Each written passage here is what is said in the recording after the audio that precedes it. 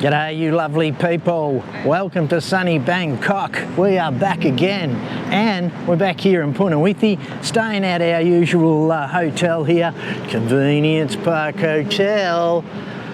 Love it, love it. I've got a surprise for you this morning. We're going to meet an expat who's from London. He's been here for 2 years. He tells me he's had enough, he's out of here. We're going to get out there and find out what the drill is. Find out why he's leaving and hopefully share some useful information for you all. So I hope you can hang around and join us till the end and we'll tell you exactly all the nitty gritty and all the goss. Bangkok is one of those cities that never seems to slow down. People come here every year chasing opportunity, adventure or a fresh start. But not everyone stays. Today I'm jumping on the BTS to meet Karim from London. 2 years ago, he made Bangkok his home. Now he's packing up and leaving Thailand for good. I'm curious to find out what changed. Was it the cost of living? Was it the lifestyle? Or something deeper? Let's hear his story and see how Bangkok scores through the eyes of someone who's actually lived it. Alrighty, we are in the thick of it here. Right in the middle of Asok. We've got Terminal 21 behind us here. And there's the Argentinian steakhouse, probably the most expensive bloody steak you'll ever buy in Bangkok, but I'm sure there's plenty of tourists that are gonna wedge up for a 2,000 baht steak. Probably be nice though. Hello everybody, welcome, welcome. Well, we are in Asok, which is probably one of the trendier suburbs here in Bangkok. It's right in the middle of everything. And we're going to talk to Karim, who is actually one of our loyal subscribers. Yep. Who's chimed in. He's been here for a couple of years and he's getting out of here and we're going to find out why. But everyone, I want you all to say hi to Karim. How are you, Karim? I'm doing good, Jeff. Nice to finally meet you. Yeah, you too, mate. And it's a beautiful day here in Bangkok. You know what? It's always beautiful, even when it was pouring down with rain last night. You know, you come outside in the morning and it's like nothing ever happened. And now tell us, Karim, how long have you been in Bangkok? September would make it 2 years, and I'll be out of here in the October when my lease is done on the condo. So you're leaving Bangkok then? Yeah, I've had a good time. Yep. It's been nice. Yeah, but I think it's time for a little bit of a change. Beautiful, beautiful. Well, first thing we're going to do is, because we know that my audience loves to crunch numbers and they love to know what costs, where and how. And of course, as you all know, I'm living on the lower end of the budget scale. But I would say here in Asok would be on the higher end. Yeah. I think it's because it's like the main tourist area. Obviously, Sukhumvit Road is at the bottom. The station is at the bottom. So when you're taking into consideration, I think the closer you are to like a BTS station, the more expensive it gets. And then it's a more tourist area as well. So here, compared to maybe about 6 or 7 stops down on the BTS, it's like a different price range. So last year I was in a 1-bed that was probably about $650 a month, like £650. So I'm guessing that's probably for you maybe about 1,200 AUD, somewhere around there. Correct. Maybe about $900, $1,000, something like that. But now I'm in a 2-bed because there's like a shoebox for me.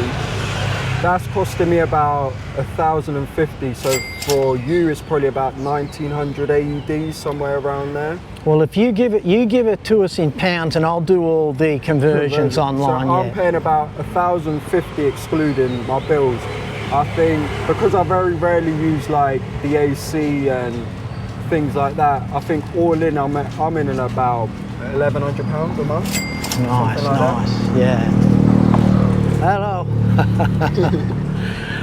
Well, what I was saying to Karim, what's really funny is when I used to come up here on my little monthly soirees up here from Australia, you know, going to the bars and doing whatnot, I used to stay up the road at the Art Hotel, and he's kind of off the beaten track. You can see here, it's a very beautiful area, very nice area. So you are actually right in the hub, but you're just off the track a bit, and it's very pleasant. It's like this one, so that building next door is built by the same people, but it's a lot more condos in there. Yep. So when I first came, my friend was already living here in Ocker House and Tong Law, which the demographics is completely different, right? But I got to see firsthand when there's so many units in a building and so many people coming and going. And I haven't really got a lot of patience, right? So I cannot stand waiting for a lift.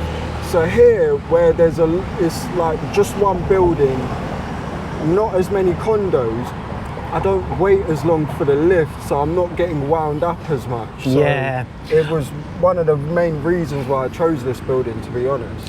Here is, although it's 28 floors, right? If I think about it, there's probably maybe about 10 units per floor. Yep. And then not all of them are actually in use either. So for me, it's like you don't wait too long. The maximum I'm waiting for a lift is maybe a minute or 2 minutes at a push. Yep. Another good trick is the lower you stay down on the building, right? The more opportunity for the lift to come past your floor, the higher up you are. You've got to wait for it to come up, right? So what do they say? First world problems. Yeah. We're worried about a bloody lift, and well, we won't get too deep into that. But without further ado, Karim's going to show us this place. All right, so you were on the 12th floor, you said? 13th. 13th. So this one they've recently changed to fingerprint. Oh, look at that, fingerprint. Yeah, because I think the issue that they had with this particular building, because of the location, they get a lot of Airbnb. So I see. So obviously you're not allowed Airbnbs in the centre of Bangkok, not unless they're like long term. I think maybe a month or 3 months or whatever. So it's a way of them stopping people from doing it. Because then you've got to go to juristic and register your fingerprint and things like that. Yeah. But then obviously they haven't followed through because you still need your key card to access the lift. You thought maybe it might be a whole transition, but it hasn't quite worked out that way. So how many bedrooms is this condo? Is it a condo or an apartment? Condo. Okay. So my one, and I think what I've worked out is all of these are 1 beds. Yep. And then anything on the corner here is a 2 bed. Yep. Because I was staying in that room, but 6 floors down, and it was a 1 bed. And this one is 2 bedrooms. Yep. All right, so this is it. So this is a 2 bed, and for a single bloke, it's in pretty good condition, guys. He's a pretty tidy bloke. Yeah, I mean... Did you scramble around and give it a... I've lived by myself since I was 21, so I've always, do you know what I mean? I need the fresh thing. So this is the spare bedroom. Spare bed, where yes. I'm just collecting things because there's not enough space for me. As you do. Oh, you got the nice TV there, and they provide all this. Yeah, so all of this the furniture is provided. Like this particular developer, from what I can tell, they're renowned for just they'll put a balcony there, but it's not really a balcony. Like you can see, if you can't even do one step before you're hitting the railing. Yes, yes. So it's all like. Are you allowed to do people smoke and? I've never had the issue, but they got me confused in a different condo, right? And I've stopped smoking weed. And one morning I woke up and I've got a notification online saying, you know, someone can smell marijuana, you need to come down to the ground floor. And I was just like, I'll stop smoking. But I was smoking from morning till night, like even on the 6th floor when I was on the 6th floor. Never had anyone complaining. So I think the condo must have been about 6 floors up, right? Yeah. And whoever's in and around there is not happy about it. Yeah. So you're getting nicked for someone else's bloody ganja. So I had a different problem, and then they worked out that I'm not that flat that they thought I was. So they apologised for sending me the message. Oh, so they should. I'll smoke a cigarette on my balcony, I don't care. So let's just, before we go, okay, so this is your master bedroom? Yeah, master bedroom. Yeah. So this one, it's the exact same layout, but it's got like a ensuite bathroom. Oh, yeah, That's the only nice. difference. Oh, beautiful. So there's the ensuite, everybody. It's very nice and clean for a single guy. I'm impressed. And look at the views here. They're absolutely beautiful. So you've got like a church and a school. So all of that's like Look at that. Let me open it up for That's what you're waking up to every day. It's very nice. Here's the church, and then behind this church is the school area. Absolutely So beautiful, you can see they're isn't coming in it? from there. It's like all the way back. Like it's massive. Yeah. And have you been in this area for the whole 2 years? Yeah, whole 2 years. Yeah. Whole 2 years. Because I'm from the city myself, so I've always used to the hustle and bustle. I'm not really, I couldn't do what you do and go to the north of Thailand and live in like a rural area. Do you know what I mean? I need the hustle and bustle of the city life. Well, you are a young lad, so we all do that, and I used to do that myself. Lived in London and New York and all the big cities, and but I think as you get older, us old farts, we look for something a little bit more peaceful. Now, honestly, Bangkok is one of my favourite cities in the world. But for me, I love blowing through the place and then getting out, you know. Yeah. So that's what I do when I go down south. If I need a blowout, right, I'll go down south. Yeah, I'll go down there for a couple of nights, but I keep hold of my wallet and make sure that exactly what I left with Bangkok with, I'm coming back with. Well, yeah, but we'll drain your wallet fast. I got a girlfriend and we were in Jomtien and I was blowing through the money pretty quick. And I wasn't even, we were just going out and of course you're surrounded by bars and don't get me wrong, I love to sit and have a beer with a mate and have a good yarn. Even though I live in like the thick of it, right? The most expensive thing is my condo. Like for the most part, so it's like maybe about 46,000 baht. I'm not spending 46,000 baht a month on activities and going out and this, that, and the other. Like I went out on Saturday, probably spent about 2,000 baht, but then I don't really partake in the girls either, so that's where your money will really go, because it's just one bad decision leads to another one, to another one, to another one. Yeah, I mean, like, look, I'll go out and eat once a week. I might get a takeaway once a week, but for the most part, I'll do all of my food shopping and I'll cook at home. Yes, right. And so you cook for yourself? Yeah, I'm not on a budget. It's just I live this lifestyle in London, so. Okay, yeah, it's a lot cheaper than London, but doesn't mean I need to go crazy and change the way that I've been living since I was like 21. Yes.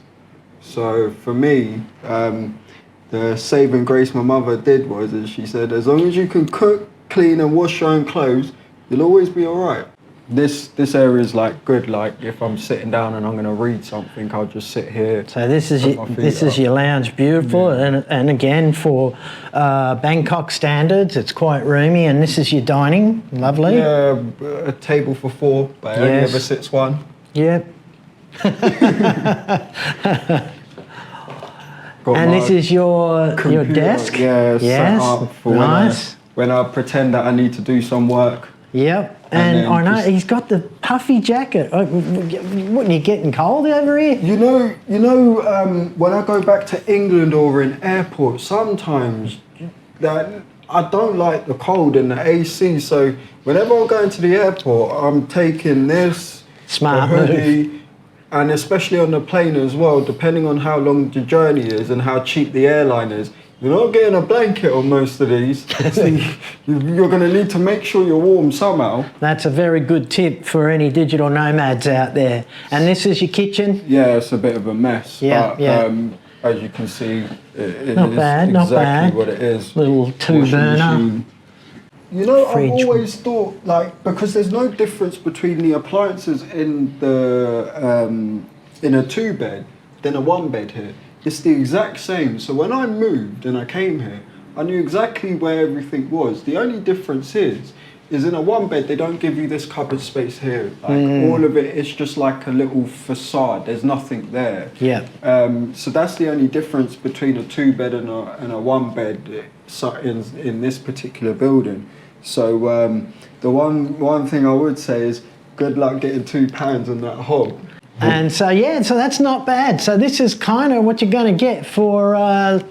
yeah, about £1,100. £1,100. Electric, water. But I must say, £1,100 all in for me is, I'm running the AC now because Jeff's here, right?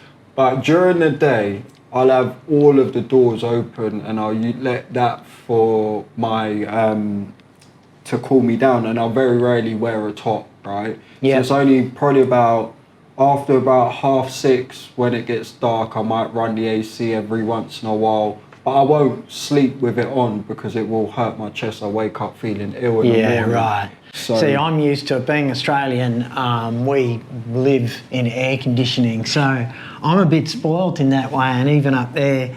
But I'm saying that up north where I live, I'm running AC because I'm working in the home office like you. I'll run the AC for 12 hours a day, and then we sleep with a fan. Do you sleep with a fan? Nah.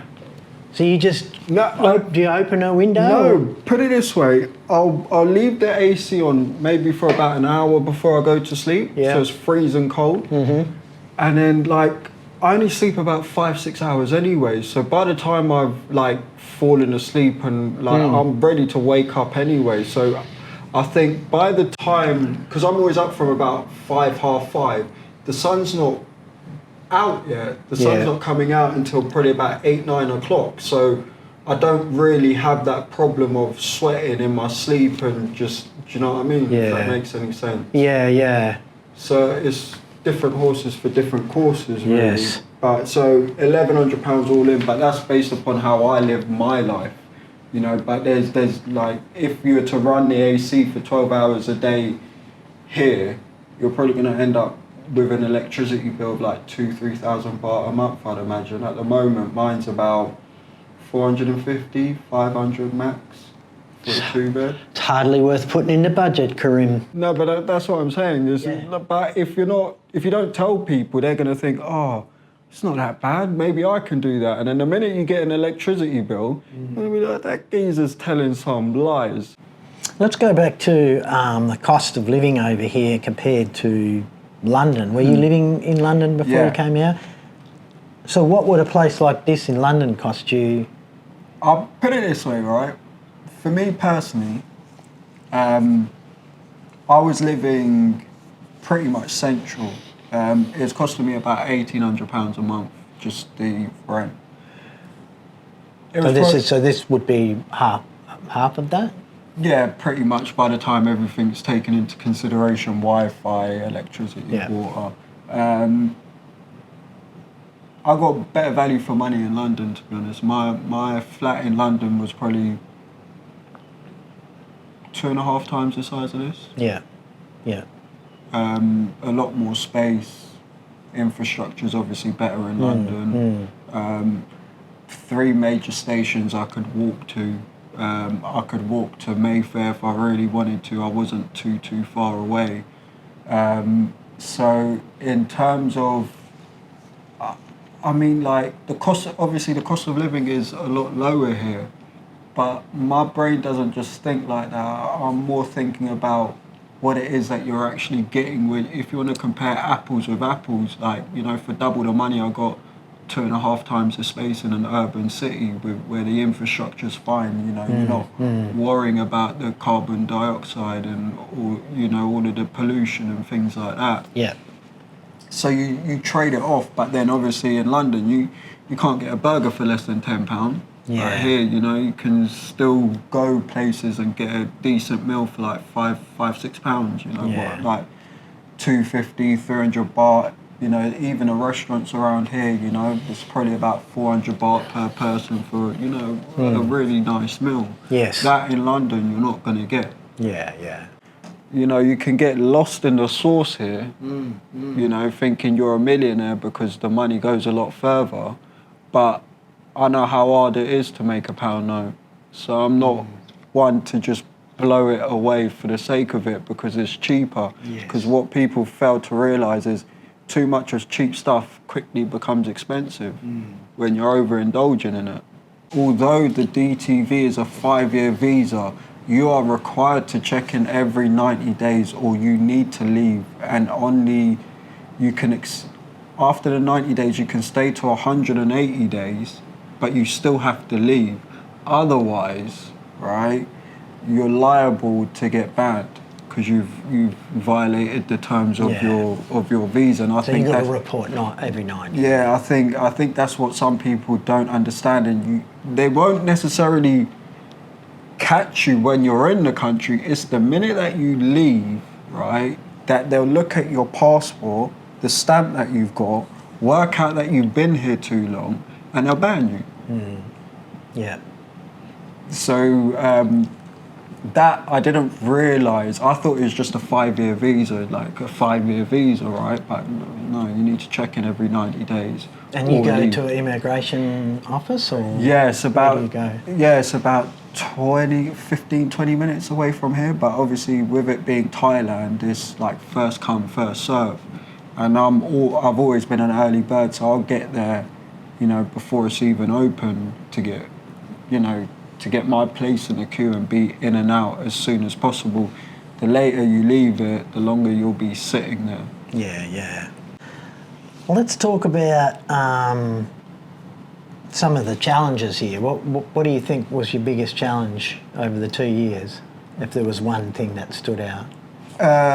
Banking.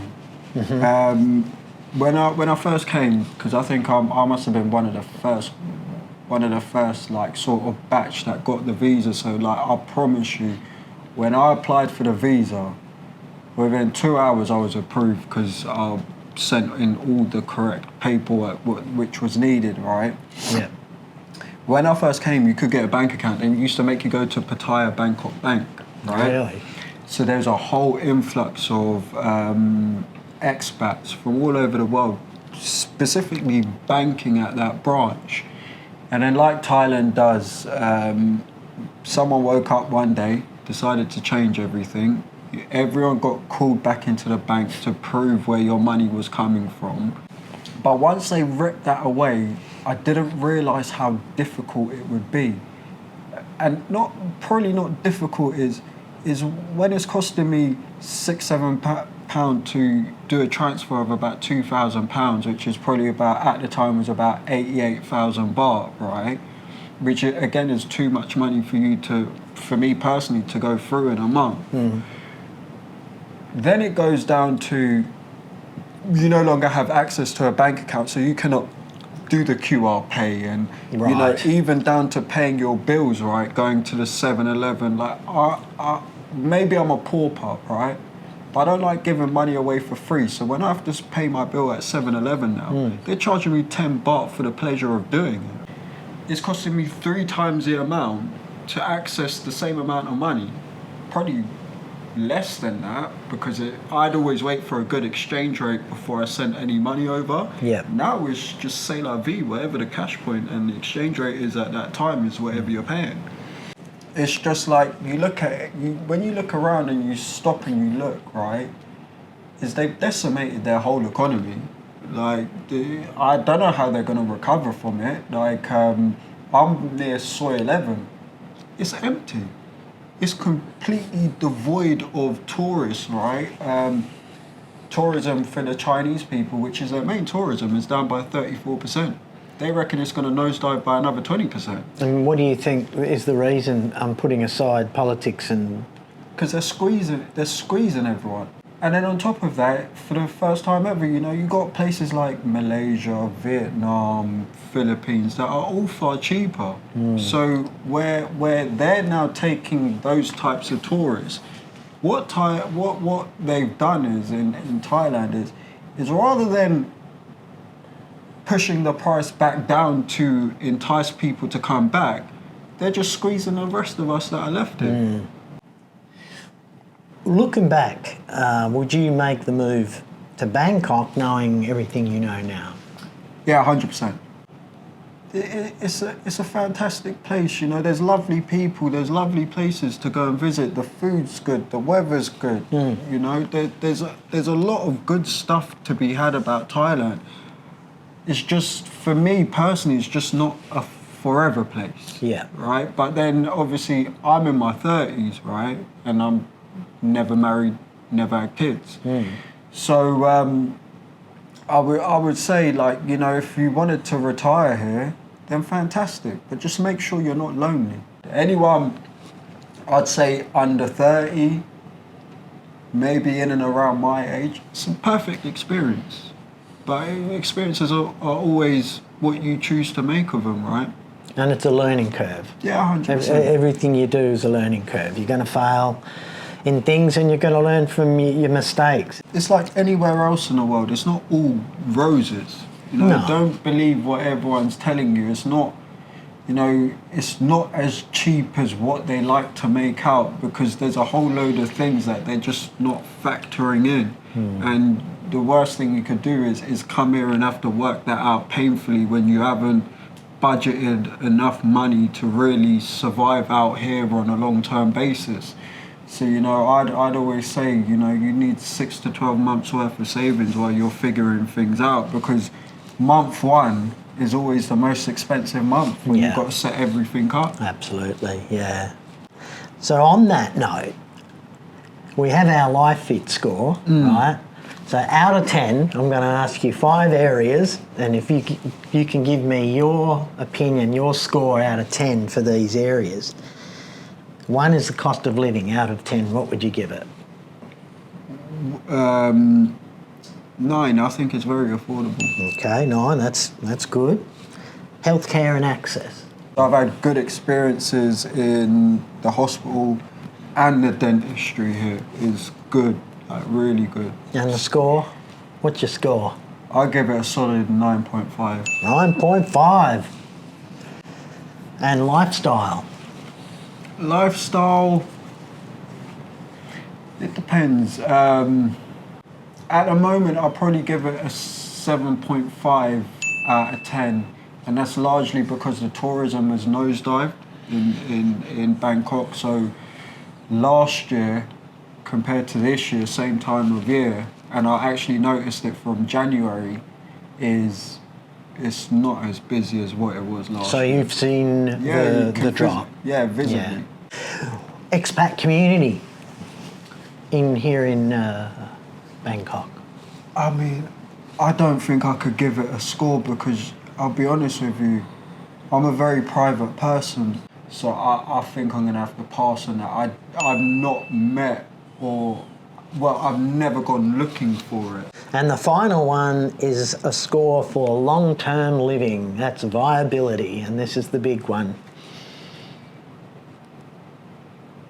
From my perspective, I'd give it probably about 6.5 out of 10.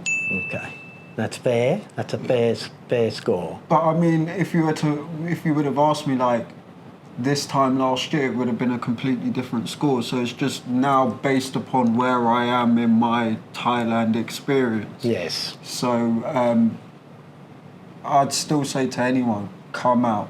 It's a fantastic place.